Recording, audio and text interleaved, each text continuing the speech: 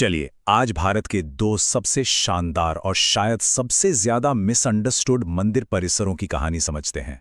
खजुराहो और कोणार्क। ये सिर्फ पत्थर की इमारतें नहीं हैं, ये वो पहेलियां हैं जो सदियों से अपने जवाब का इंतजार कर रही हैं। तो आइए इनके रहस्यों से पर्दा उठाते हैं।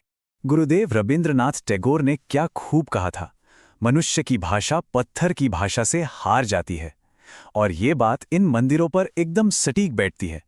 ये वो कला हैं, वो कहानियां हैं जिन्हें पत्थर में कुछ इस तरह उकेरा गया है कि समय भी उन्हें मिटा नहीं पाया। तो चलिए इसी पत्थर की भाषा को समझने की कोशिश करते हैं और उस बड़ी पहेली को सुलझाते हैं जो इन मंदिरों को इतना रहस्यमयी बनाती है। देखिए, जब भी कोई इन मंदिरों को देखता है तो मन में सबसे पहला सवाल यही आता है ना कि आखिर पूजा के इतने पवित्र स्थानों पर इतनी मुखर, इतनी स्पष्ट कला क्यों? इंसानी इच्छाओं का इतना खुला प्रदर्शन एक मंदिर में? बस यही वो गुत्थी है जिसे आज हम सुलझाने की कोशिश करेंगे। लेकिन रुकिए, अगर हम सिर्फ इन कुछ मूर्तियों पर ही अटके रहें तो हम इन मंदिरों की असली भव्यता को नजरअंदाज कर देंगे। इनका डिजाइन, इनकी वास्तुकला, वो एक पूरी अलग ही कहानी कहती है। तो हम यहाँ दो अलग अलग मंदिर परिसरों की बात कर रहे हैं। एक तरफ है खजुराहो, जिसे चंदेल राजाओं ने बलवा पत्थर से बनवाया, नागर शैली में, और दूसरी तरफ है कोणार्क, जो पूर्वी गंग राजवंश की देन है और बना है खोंडालाइट चट्टान से, कलिंग शैली में। दोनों अपनी अपनी जगह वास्तुकला के बेजोड़ नमूने हैं। और कोणार्क की तो बात ही निराली है। उसकी कल्पना बस सोचकर देखिए, ये सिर्फ एक मंदिर नहीं है, इसे सूर्यदेव के एक विशालकाय पत्थर के रथ के रूप में बनाया गया था। मानो सूर्यदेव खुद इस रथ पर बैठकर पूरे आकाश में यात्रा कर रहे हों। क्या कमाल की सोच और इंजीनियरिंग रही होगी। और इस डिजाइन में हर एक चीज का गहरा मतलब है। रथ को खींचते 7 घोड़े हफ्ते के 7 दिन हैं। 24 पहिए या तो दिन के 24 घंटे हैं या फिर साल के 24 पखवाड़े। और तो और हर पहिए की 8 तीलियां दिन के 8 प्रहरों का प्रतीक हैं। मतलब ये एक तरह से समय का चलता फिरता पत्थर का कैलेंडर है। अगर हम समय में पीछे जाएं तो खजुराहो के मंदिर 10वीं और 11वीं शताब्दी के बीच बने थे, और उसके लगभग 200 साल बाद 13वीं शताब्दी में राजा नरसिंहदेव प्रथम ने अपनी सैन्य जीतों का जश्न मनाने के लिए कोणार्क का ये भव्य सूर्य मंदिर बनवाया था। अब इतिहास के साथ साथ एक बड़ी दिलचस्प पौराणिक कथा भी जुड़ी है। कहते हैं कि इस जगह पर सबसे पहला मंदिर भगवान कृष्ण के पुत्र सांब ने बनवाया था। उन्हें एक श्राप की वजह से कुष्ठ रोग हो गया था। तब उन्होंने सूर्यदेव की 12 साल तक कठोर तपस्या की और सूर्यदेव ने उन्हें ठीक कर दिया। बस उसी आभार को जताने के लिए उन्होंने यहाँ पहले सूर्य मंदिर की नींव रखी। तो चलिए अब वापस उसी सवाल पर आते हैं जो सबको सबसे ज्यादा उलझाता है। इन तथाकथित कामुक मूर्तियों का असली मतलब क्या है? क्या ये सिर्फ कला है या फिर इनके पीछे कोई गहरा आध्यात्मिक संदेश छिपा है?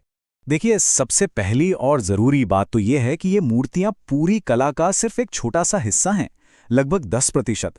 बाकी 90% में तो देवी देवता, संगीतकार, नर्तक और आम जनजीवन के दृश्य हैं। तो सिर्फ इन 10% पर ध्यान देना पूरी कहानी को नजरअंदाज करने जैसा है। तो फिर इनका मतलब क्या है? देखिए, विद्वानों ने इसके कई सिद्धांत दिए हैं। एक कहता है कि यह तांत्रिक दर्शन है, जहां शरीर का मिलन असल में आत्मा का परमात्मा से मिलन दिखाता है। दूसरा सिद्धांत इसे पुरुष और स्त्री ऊर्जा के ब्रह्मांडीय संतुलन से जोड़ता है। कुछ का मानना है कि ये गृहस्थ जीवन की शिक्षा थी। और एक बहुत ही दिलचस्प थ्योरी ये है कि ये मूर्तियां बाहरी दीवारों पर एक परीक्षा की तरह थीं। क्या आप अपनी सांसारिक इच्छाओं को बाहर छोड़कर ही मंदिर के पवित्र गर्भगृह में प्रवेश कर सकते हैं? अब कोणार्क की कहानी का एक और रहस्यमयी पन्ना पलटते हैं, इसका विनाश। यूरोपीय नाविक इसे ब्लैक पगोड़ा कहते थे, पर आखिर इतनी शानदार संरचना खंडहर में कैसे तब्दील हो गई? इसके टूटने को लेकर एक बहुत मशहूर कहानी है, एक विशाल चुंबक की। कहा जाता है कि मंदिर के शिखर पर एक इतना शक्तिशाली चुंबक लगा था कि वो समुद्र से गुजरते जहाजों को अपनी ओर खींच लेता था और उन्हें तबाह कर देता था। लेकिन ये कहानी सुनने में जितनी रोमांचक है, इतिहासकारों को इसका कोई भी सबूत नहीं मिला है। इसे एक दिलचस्प लोककथा से ज्यादा कुछ नहीं माना जाता। तो फिर असली वजह क्या थी? विशेषज्ञ 3 बड़ी संभावनाओं पर जोर देते हैं। पहली, शायद इसकी नींव ही इतनी विशाल संरचना का वजन नहीं सह पाई। दूसरी वजह, समुद्री तूफान, बिजली और भूकंप जैसी प्राकृतिक आपदाएं। और तीसरी, 1568 में काला पहाड़ का हमला, जिसने उस दौर में उड़ीसा के कई मंदिरों को भारी नुकसान पहुंचाया था। जो कुछ बचा था उसे बचाने के लिए 1904 में एक बहुत बड़ा कदम उठाया गया। ब्रिटिश पुरातत्वविदों ने सभा भवन यानी जगमोहन को पूरी तरह से ढहने से बचाने के लिए उसे अंदर से रेत और पत्थर से भर दिया। हालांकि आज आधुनिक विशेषज्ञ इसे फिर से खाली करके सहेजने के नए तरीकों पर काम कर रहे हैं। इतने विनाश और इतने रहस्यों के बावजूद इन मंदिरों की विरासत आज भी जिंदा है और पहले से कहीं ज्यादा प्रभावशाली भी। साल 1984 में यूनेस्को ने खजुराहो और कोणार्क दोनों को विश्व धरोहर स्थल का दर्जा दे दिया, जिससे इनके वैश्विक सांस्कृतिक महत्व पर एक पक्की मोहर लग गई। और ये विरासत सिर्फ इतिहास की किताबों में बंद नहीं है। कोणार्क का वही मशहूर पत्थर का पहिया आज हम सबके हाथ में भारतीय 10 रुपए के नोट पर मौजूद है।